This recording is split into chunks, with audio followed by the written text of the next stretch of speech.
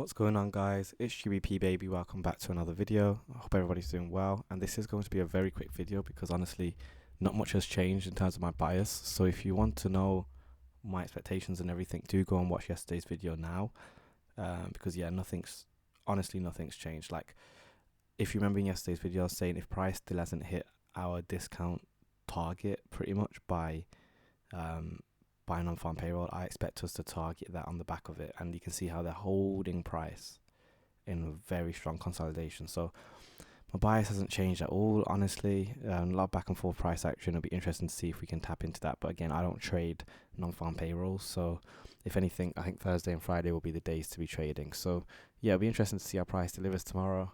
You can take a look at GBP.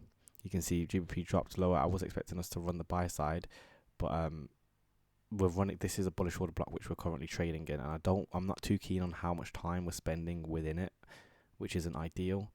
But again, if we're expecting dollar to potentially drop to tap down into the south side, which it may do, then we'd want to see pound get some kind of strength. Now I doubt it's going to run out the buy stops, to be honest. It's looking very weak, especially the way we've displaced into this bullish order block, so I wouldn't be surprised if the price was to continue rolling a little bit deeper. And obviously with that in mind, dollar would start running up towards this black level, which I spoke about yesterday as well. So again, if you've watched yesterday's video, you'll know I was saying it'll be ideal if price taps into here and then targets the discount. But again, the holding price, and honestly, it's just a waiting game. And like I said, a non-farm payroll tends to be a two-stage delivery, in that it will deliver to one target and then it'll deliver to the other. So it's very possible that price will simply tap into this premium and then target the discount.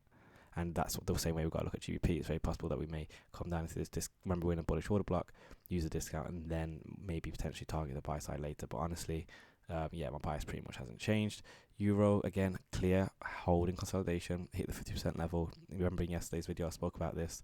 It would be nice to see continued support, and on the back of that, again, if we can maybe potentially target some more premium pricing on the back of this, if price is going to hold at the 50% level, then this will be where I want to see price draw to on the back of NFP. But like I said, I don't trade NFP, and honestly, take everything I'm saying with a grain of salt. I don't suggest trading it at all.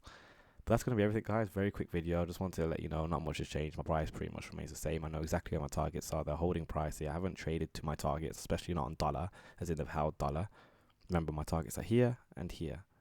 So whether NFP delivers here and then here, or here and then here, I don't really care. But it's going to hit one of them, and then on the back of that, we should be able to trade for the rest of the week, but we'll see. That's going to be everything, guys. Don't forget to drop a like, drop a comment, smash subscribe, join the mailing list, join the Discord. All of the links in the description. Join the Discord, and I'll catch you guys tomorrow. Peace.